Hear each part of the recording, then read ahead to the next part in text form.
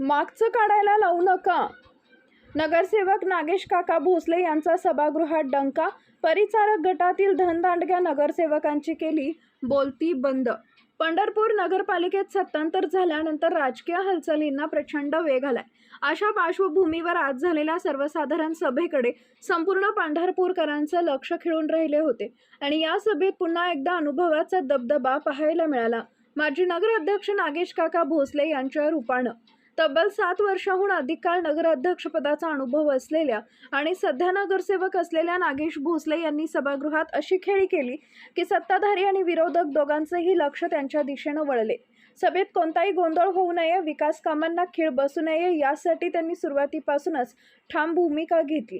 अनेक महत्त्वाच्या विकास कामांना मंजुरी मिळवून देत विरोधी गटातील धनदांडग्या नगरसेवकांची अक्षरशः बोलती बंद केली आहे.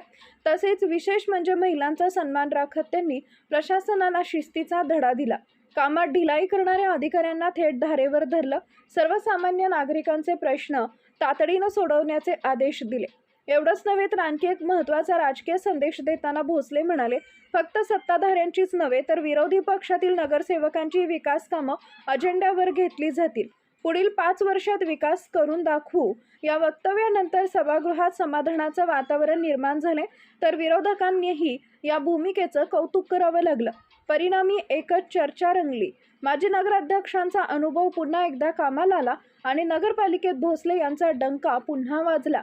सत्तांतरांच्या या पहिल्याच मोठ्या सभेत नागेश काका भोसले यांनी आपली राजकीय ताकद आणि प्रशासनावरची पकड दाखवत पुढील 5 वर्षासाठी स्पष्ट दिशा दिल्याचं चित्र दिसून आले.